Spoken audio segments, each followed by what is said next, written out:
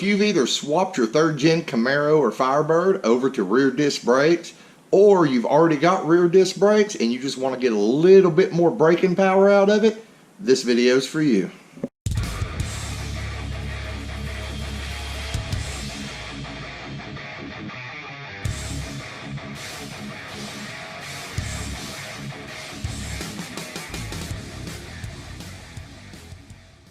Alright everybody, welcome back to Bad Luck Garage. So today I'm going to go over a little mod that you may or may not know about. It's actually been around for quite a while now, and it's going to save you some money if you've just switched to rear disc brakes on your 3rd gen Camaro or Firebird.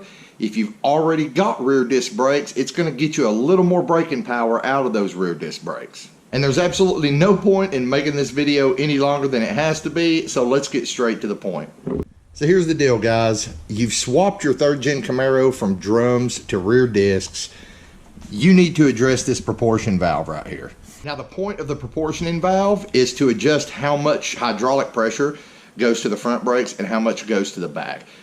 Drum brakes do not require as much hydraulic pressure to operate. So if you had drum brakes on your car originally, this proportion valve is not going to send enough power to the back brakes to work with the disc brake setup. Now most people who end up switching to rear disc brakes end up just buying a new proportioning valve. The problem with that is they can be over $100, and I'm fixing to show you how to accomplish the same thing for about 10 bucks. Actually, I'm going to show you how to make it even better, because even on the factory disc brake equipped cars, they really don't send enough pressure to the rear brakes. I have no idea why GM set their back brakes up so weak on these cars, but the little modification that we're about to do here, even if you have a factory equipped disc brake car, it's going to send even more power to the back brakes than what the factory disc proportioning valve would have sent anyway. And that's going to mean you're going to be able to stop the car a lot faster. Now the only caveat to this modification is it only works on the later model 3rd gens that use this type of aluminum proportioning valve.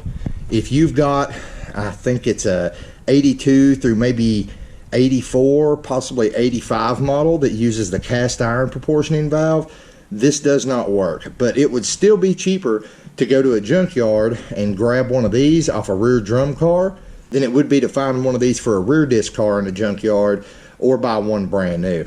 Here's the deal, guys. If you look on the very front of this proportion valve, the only thing that differentiates this proportioning valve from one that's set up for disc in the front and disc in the back is the spring that's inside right here.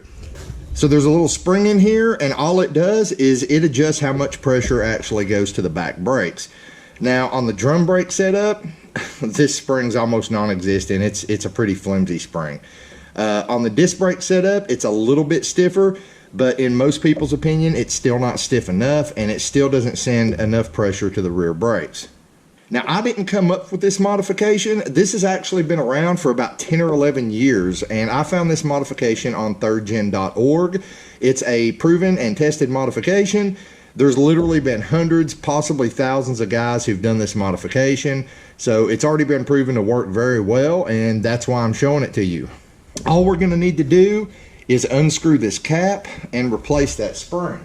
And this is the spring we're going to replace it with. This is a part number 1NCR5 spring, and I believe it is about 31 pounds. I could be wrong on that, but it's somewhere around there, 30 to 32 pounds, somewhere in that range. But guys, you can get these at either Granger, or I got mine at, I think it's called Zorro or Zolo. It's a parts house. And the only issue is you have to buy a 5-pack. You can't buy them individually, but you can get a 5-pack of these springs for $5, and then I had to pay $5 shipping. So in total, it was $10 for this modification, but I've got 4 springs left. Like I said, this should be a pretty quick and painless process, so I'm going to go ahead and show you how to do it. So the first thing we're going to do is we're just going to stick us a rag under here. I'm not worried about the paint on my car, but if you've got a nice painted engine bay, you know brake fluid eats paint. The next thing we're going to do is take a 19mm socket and break this guy loose.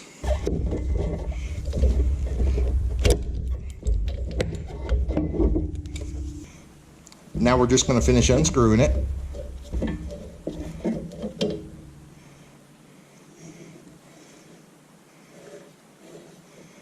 And we're going to pull our old spring out. And just because I know everyone is going to want to see what's in here, I'm going to take some needle nose pliers and we're going to pull the valve out.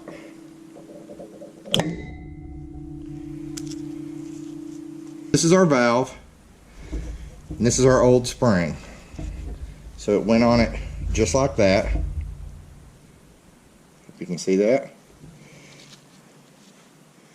And here is our new spring. You can see it's almost the exact same length, but it is considerably thicker and therefore considerably stiffer. Now it is going to be considerably harder to screw this back in just because, you know, we got a stiffer spring now. And keep in mind this is aluminum, so you need to be really careful that you don't mess up the threads on this when you're putting this back together. But I'm putting my new spring back on my valve here.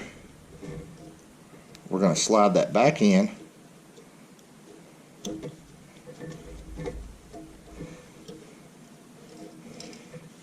Actually, I'm going to put the valve in first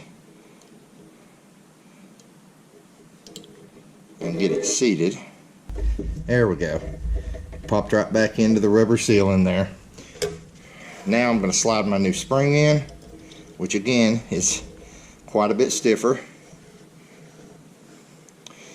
We are leaking a lot of brake fluid there. And we're going to take our cap, this guy right here, and then I'm just going to inspect the O-ring. Yeah, just want to make sure this O-ring around here is in good shape. It's not cracked or anything. So we're going to take it, push it in, and make sure we're going in straight.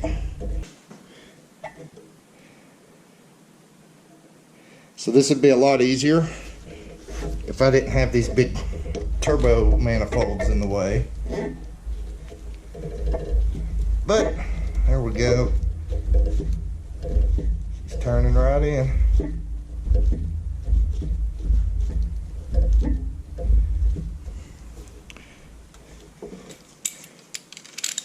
Take a ratchet, snug this guy back up.